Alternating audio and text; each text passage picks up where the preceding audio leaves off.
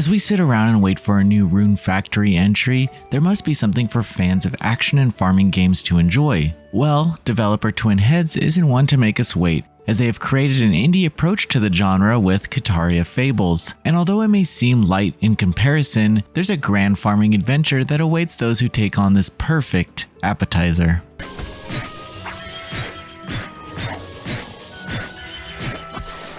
Kitaria Fables has an ambitious narrative as players take on the role of a cat soldier of the Empire who is sent to save a town from the growing threat of monsters. However, your role becomes even more significant when a strange book leads to the discovery of magic. It's here that you learn of 4 ruins that must be found throughout the lands of Kitaria, but expect to do some farming along the way. The biggest problem with the narrative is that magic is said to have been outlawed. While the citizens bring this up, our cat soldier has no problem turning his back on the Empire and just learning magic. There wasn't a scene of conflict or hesitation, which seemed like a missed opportunity to add a bit more emotional weight to the discovery. Regardless, the narrative's pacing is how the player approaches gameplay, but it's slow and steady for the most part, as much of your time will be spent farming items, exploring, and upgrading.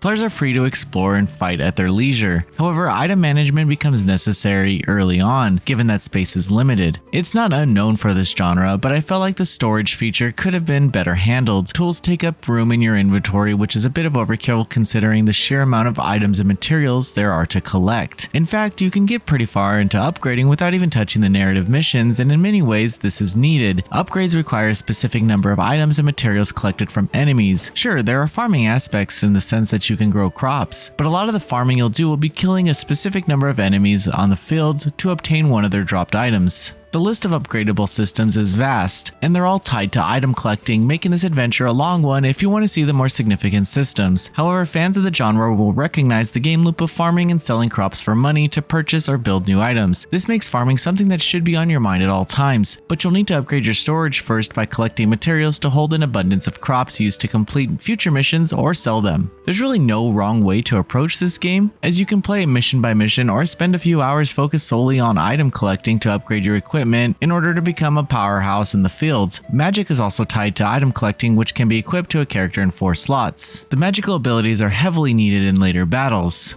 making them an important element. Still, the place to upgrade them is tied to a hut found in the field that doesn't have a fast travel point, which means you'll be walking over to check what items are needed to upgrade your loadout. Sadly, if you missed any from your storage, you'll need to walk back and get them. I feel like the game could have really used a universal storage system, given that it has multiple towns deep in the field.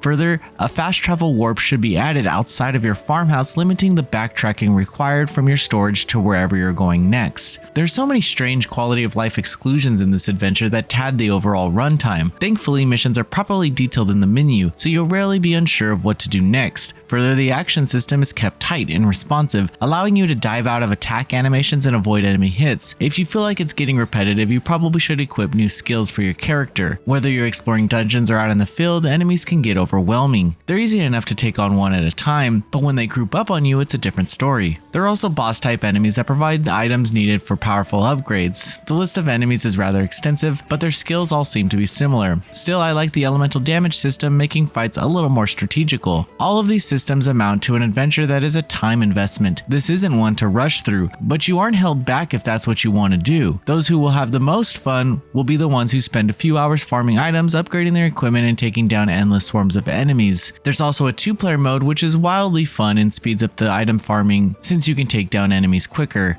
Kitaria Fables is a pretty game with large and varied environments to explore. There's a ton to discover here through a bit of trial and error, but your time spent will always be rewarded. The experience is rather chill, given that there is no real consequence for death and you aren't held to any specific time limit, allowing you to truly take on the adventure how you see fit. However, considering the limited amount of fast travel, I wish the character could run a bit faster. Kitaria Fables is a laid-back experience of item collecting and farming, all brought together by a decent narrative and a responsive action system. Pace yourself though, because getting the most out of this adventure requires it. However, the artificial padding on the gameplay found in the limited fast travel, lack of universal storage, slow-moving characters, and much more causes for some frustration and endless backtracking. This won't replace your love for Rune Factory, but it'll definitely supplement your craving for a charming adventure. Noisy Pixel is giving Kitaria Fables a 7 out of 10. Thank you for watching. Please read the full review at noisypixel.net. Noisy Pixel is run by a group of gamers who work hard to deliver news, reviews, previews, and more. Please subscribe to keep up with all our future content.